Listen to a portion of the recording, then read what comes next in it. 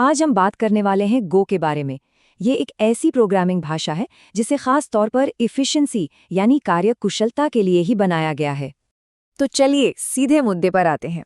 आज के समय में सॉफ्टवेयर डेवलपर्स के सामने सबसे बड़ी चुनौती आखिर है क्या? देखिए, ये समझना बहुत जरूरी है कि आज का सॉफ्टवेयर इतना कॉम्प्लिकेटेड, इतना जटिल क्यों हो गया है। और यहीं पर असली दिक्कत शुरू होती है।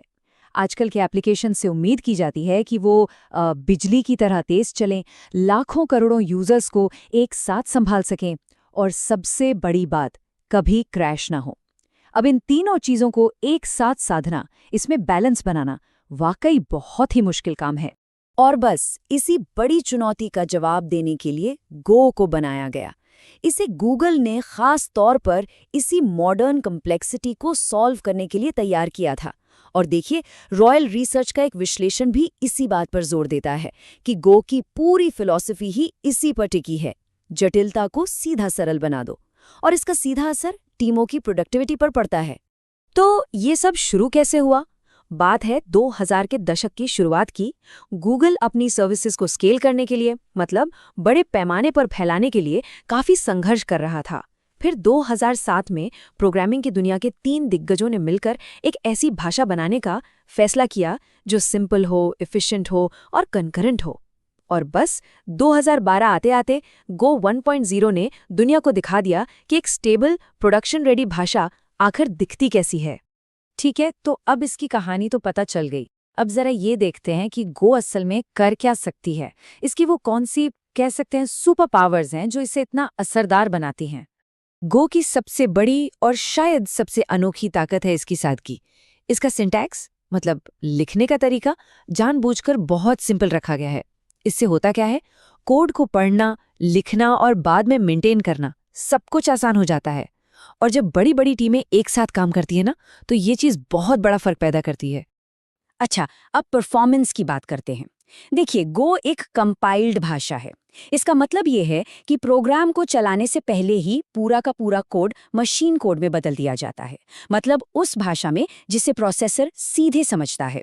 और यही वजह है कि ये पाइथन जैसी इंटरप्रेटेड भाषाओं से कहीं कहीं ज्यादा तेज है, क्योंकि वो भाषाएं कोड को चलाते समय लाइन दर लाइन ट्रांसलेट करती हैं। और अब आते हैं गो के असली जादू पर, और वो है कंकरेंसी।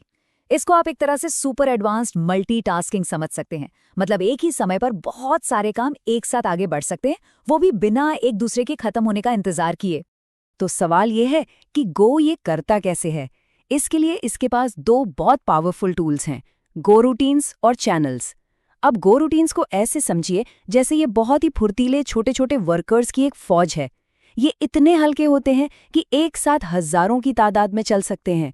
और चैनल्स, ये इन वर्कर्स के बीच बातचीत करने के लिए सेफ रास्ते हैं, ताकि डेटा शेयर करते समय कोई गड़बड़ ना हो, कोई एक दूसरे से टकराए नहीं। कंकरेंसी तो हो गई, पर गो में रिलायबिलिटी यानी भरोसे पर भी बहुत ध्यान दिया गया है। जैसे इसमें ऑटोमेटिक मेमोरी मैनेजमेंट के लिए गार्बेज कलेक्शन है, तो डेवलपर्स को मेमोरी लीक जैसी चीज़ों की टेंशन नहीं लेनी पड़ती। ये स्टैटिकली टाइप्ड भी है, जिसका मतलब है कि बहुत सारी गलतियां कोड चलने से पहले बनाते समय ही पकड़ में आ जाती हैं। और हाँ, ये क्रॉस प्लेटफॉर्म भी है। एक बार कोड लिखिए और फिर उसे विंडोज़, मैकओएस, लिनक्स कहीं भी चलाइए। तो ठीक है, थ्योरी तो बहुत हो गई। अब असल दुनिया की बात करते हैं। ये सब काम कहाँ आता है? असल में गो की असली ताकत दिखती है क्लाउड नेटिव एप्लीकेशंस की दुनिया में। तो भाई, क्लाउड के लिए गो इतना अच्छा क्यों माना जाता है? पहली बात, इसकी स्केलेबिलिटी, मतलब ये बढ़ते हुए ट्रैफिक को बड़े आराम से संभाल सकता है। दूसरी बात, रिलायबिलिटी, जिससे सिस्टम हमेशा चलते रहते हैं, डाउन नहीं होते। और तीसरी, इसकी सादगी, जिसकी वजह से टीमें फटाफट चीजें बना सकती हैं और डिप्लॉय कर सकती हैं। ये एक कह सकते हैं परफेक्ट कॉम्बिनेशन है।